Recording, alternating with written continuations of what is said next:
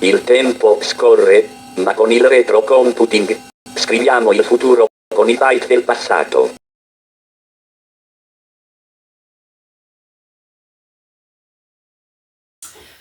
Ragazzi, ho trascorso un sabato fantastico. Come vedete dal cartellone qui alla vostra sinistra, sabato 16 novembre, vedete qua, Pisa, MSX DevCon.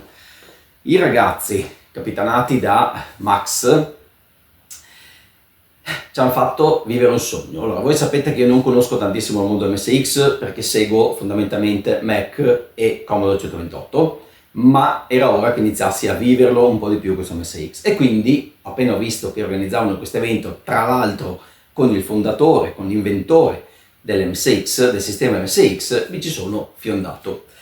Allora, qui vedete ovviamente un po' di reperti. Ho fatto firmare l'8020, ho fatto firmare il frontalino dell'8280, il poster, la maglietta, vabbè, insomma, classiche cose un po' da appassionato. Però, visto che l'evento è stato molto bello, diciamo dalle 9 di mattina fino alle 7-8 di sera, vorrei fare più puntate, farò 2 puntate, e queste però le dedichiamo fondamentalmente a chi? Alla persona più importante, che diciamo che senza di lui non sarebbe nato il progetto MSX. Quindi parliamo di Nishi.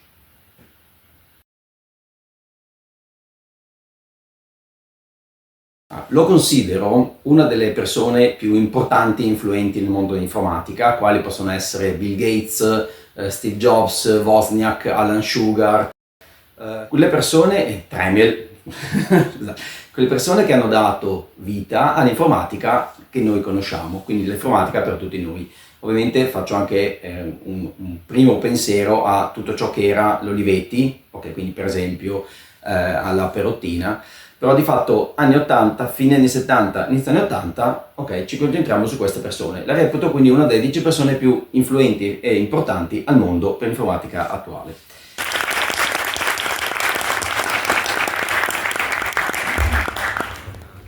Grazie. Thank you for invitation to Pisa.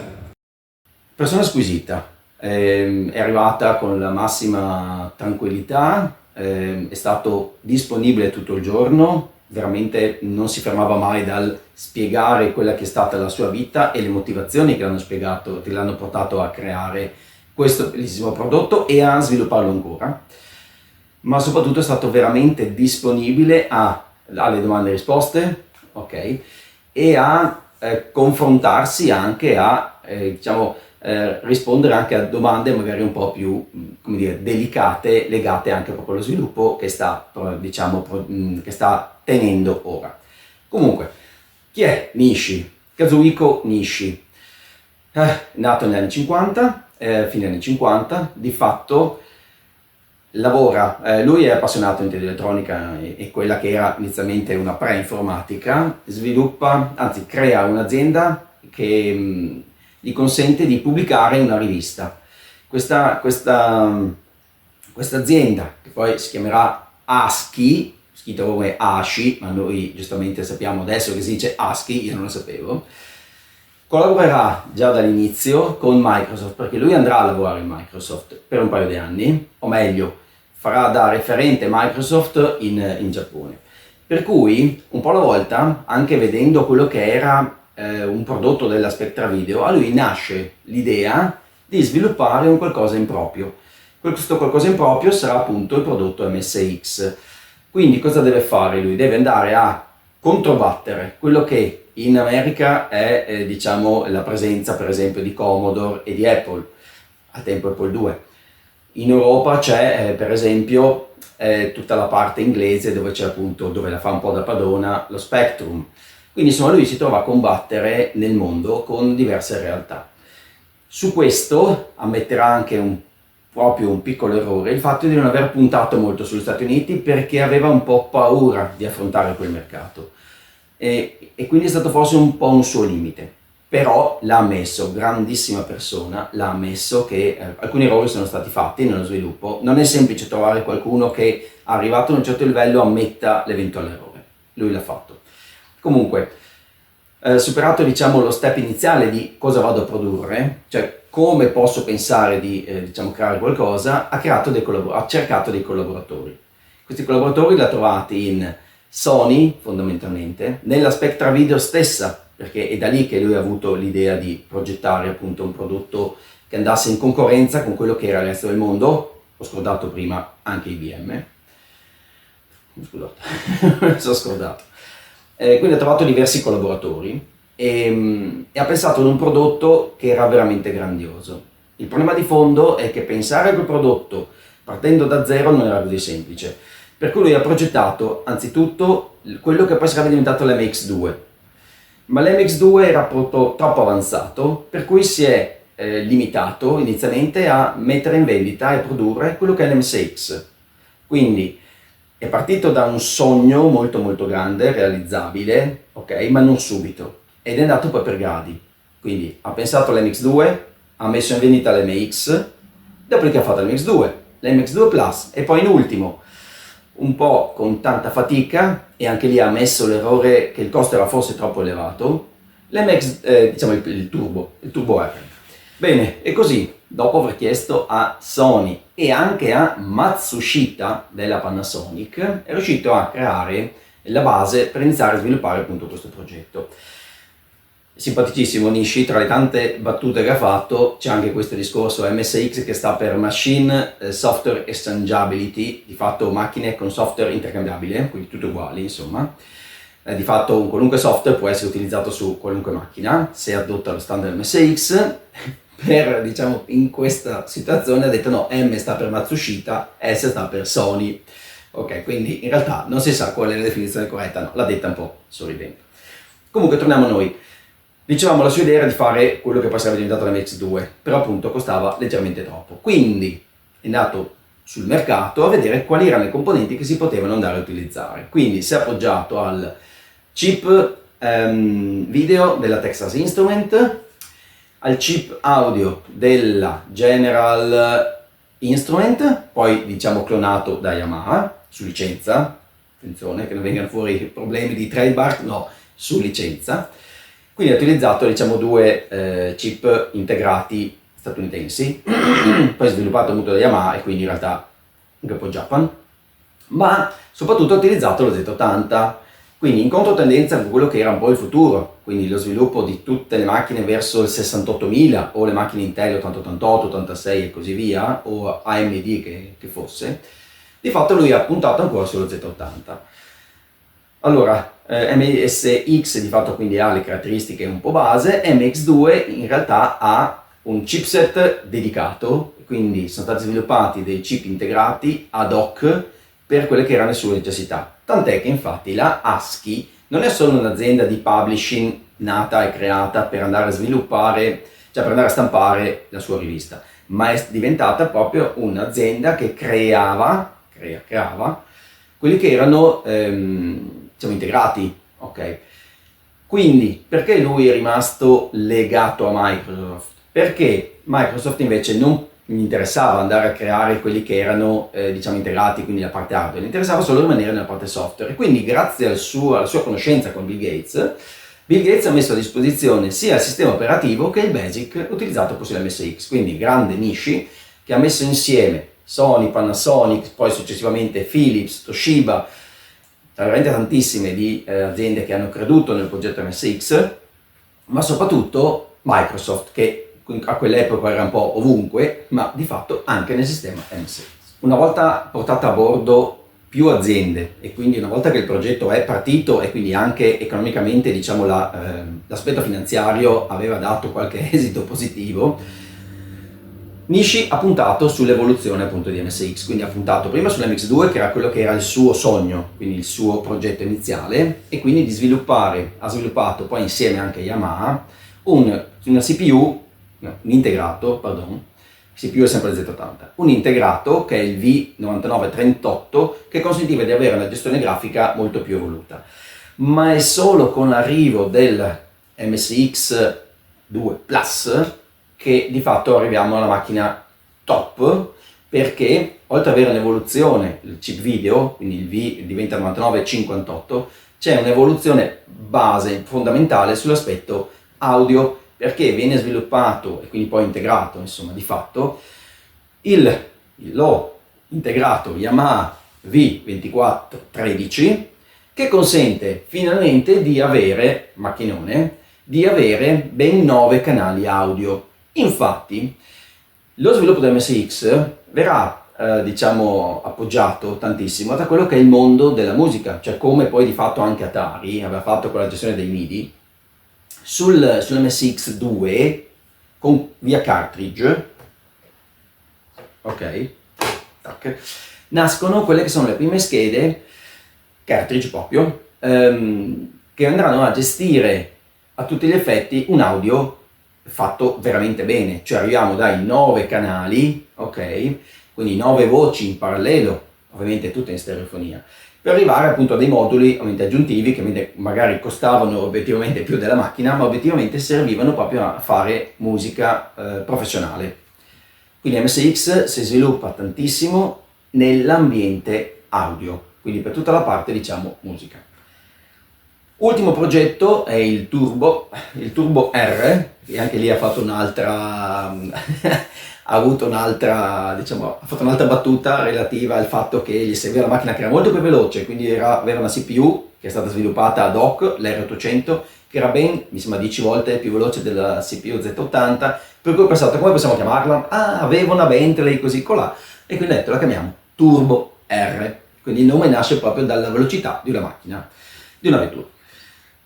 Fantasiosa. Il problema dell'ultima versione di MSX, a parte che eravamo arrivati ovviamente anche ad una fase in cui altri standard avevano un po' preso più piede, perché gli anni 80 sono stati proprio il periodo migliore per avere una fantasia immensa, però poi negli anni 90 in realtà gli standard si sono concretizzati, quindi da una parte il Macintosh, dall'altra parte di fatto il mondo PC compatibile, e quelli sono stati i due standard fondamentali. Poi vabbè, abbiamo Silicon Graphics, quindi le macchine Unix, poi Linux, quello è più, diciamo, era un pochino più diciamo moderna. Comunque anni 90 si è chiusa un po' l'era delle sperimentazioni forse, e quindi l'era più bella. Il problema del Turbo è stato di fatto il costo di vendita, l'ha messo anche Nishi, che l'hanno messo in vendita ad un prezzo troppo elevato, e quindi distanziando, ok, la richiesta consumer con quella che era la produzione dell'azienda. In realtà, per avere un prodotto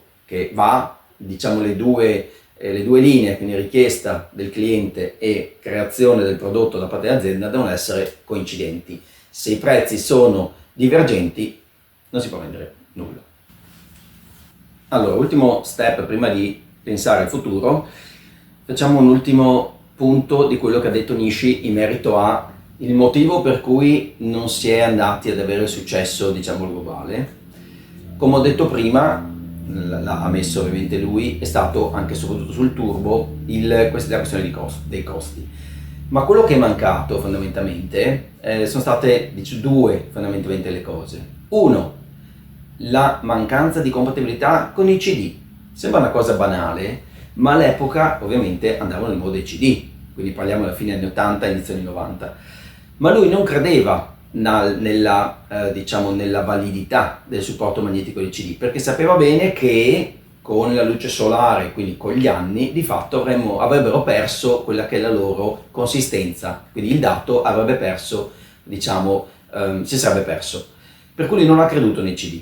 Questa è la cosa più fondamentale. Secondo, che non ha appunto puntato a quella che era l'America, quindi gli Stati Uniti d'America, perché aveva un po' paura di andare ad aggredire la terra di Commodore e di Apple. Questa è stata la base. E poi vabbè, c'era anche Atari e altre realtà, però di fatto questa è stata la base. Quindi non aver creduto in queste due cose, non aver creato quella che era una killer application, qualcosa che andasse ad avere, diciamo, solo lui, e quindi che gli altri non avessero soprattutto, e che puntasse quindi ad avere un prodotto dedicato, non l'ha fatto.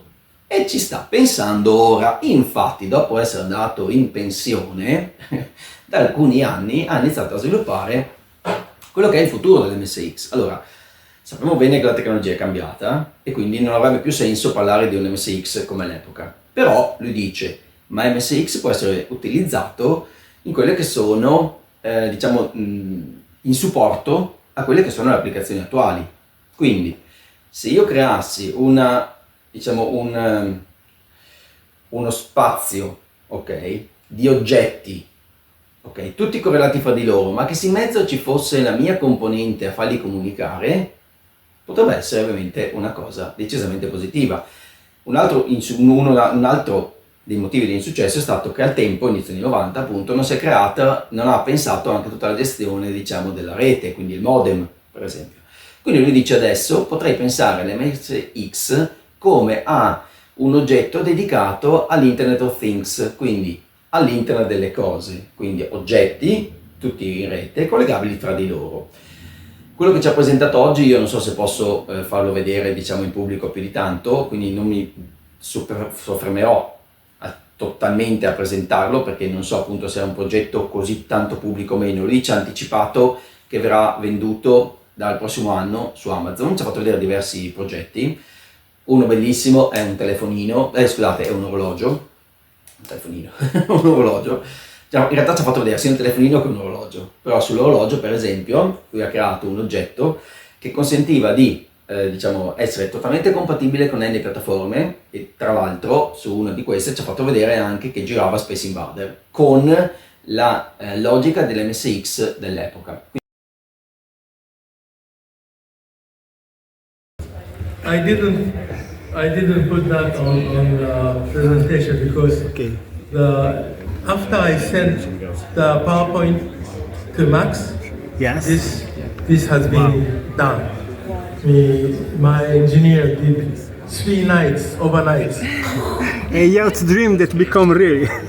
Yes. We love it already.